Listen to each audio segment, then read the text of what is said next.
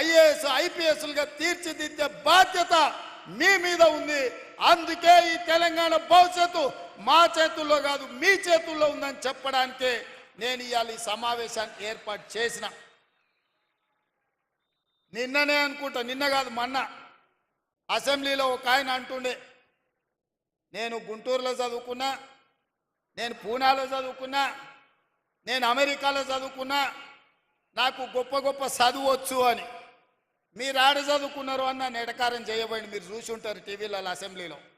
అప్పుడు నేను చెప్పిన కొండారెడ్డిపల్లి ప్రైమరీ స్కూల్లో గవర్నమెంట్ స్కూల్లో చదువుకున్నా అని చెప్పిన,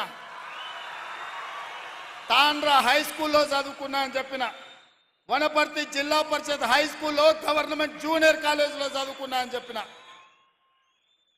ప్రభుత్వ పాఠశాలలో ప్రభుత్వ టీచర్లు చెప్పిన చదువు, ఆ చదువుతోనే ఇవాళ జిల్లా పరిషత్ మెంబర్గా, ఎమ్మెల్సీగా, ఎమ్మెల్యేగా, ఎంపీగా తెలంగాణ రాష్ట్రానికి ముఖ్యమంత్రి అయినా ప్రభుత్వ టీచర్లు చదువు చెప్తే నేర్చుకున్న నేను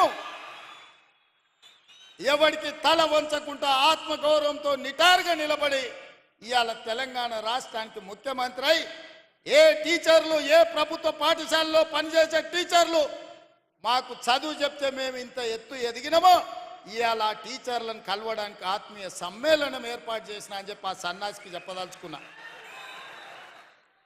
మీ మీద నమ్మకం లేకపోయి ఉండొచ్చు, తెలంగాణ పట్ల విశ్వాసం లేకపోయి ఉండొచ్చు. అందుకే గుంటూరులో పోయి ఆ సన్నాసులు చదువుకొని ఉండొచ్చు, ఆ తర్వాత పూనా అమెరికా పోయి ఉండొచ్చు. కానీ నాకు సంపూర్ణమైన విశ్వాసం ఉన్నది, నమ్మకం ఉన్నది. తెలంగాణ రాష్ట్రంలో ఉపాధ్యాయులు 90% పైగా నిబద్ధతతోని పేద విద్యార్థులకు చదువులు చెప్పాలి, వాళ్ళ ఉజ్వల భవిష్యత్తు ఉండాలి అని వాళ్ళు 10/10 సాధించినప్పుడు సంతోషంతో వాళ్ళ కళ్ళల్లో ఆనందం చూడాలి అని ఇక్కడున్న వేలాది మంది టీచర్ల బాధ్యత తీసుకుంటున్నారని నాకు తెలుసు. అందుకే ఈరోజు మనమందరం ఒక ప్రతిజ్ఞ తీసుకోవాలి. పోయిన సంవత్సరానికంటే ఈ సంవత్సరం ప్రభుత్వ పాఠశాలల్లో 2 లక్షల మంది విద్యార్థులు తక్కువ చేరికలు జరిగినాయి. దీన్ని మనం విశ్లేషించుకోవాలి. ఇవాళ 26 లక్షల మంది ప్రభుత్వ పాఠశాలల్లో ఉంటే పోయిన సంవత్సరానికంటే 2 లక్షల పైగా అడ్మిషన్లు తగ్గినాయి. కొన్ని పాఠశాలలు బంద్ అయి ఉండొచ్చు, కొన్ని పాఠశాలలలో తల్లిదండ్రులు ప్రైవేటులో చెప్పిస్తేనే మాకు గ్రామంలో గౌరవం ఉంటుందని అనుకుంటుండొచ్చు.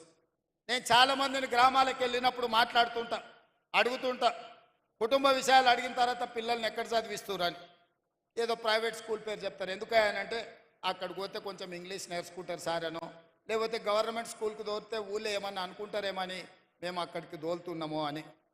నేను అందుకే అది మారాలి, మార్చాల్సిన బాధ్యత మన మీద ఉంది. మన పిల్లలు ప్రభుత్వ పాఠశాల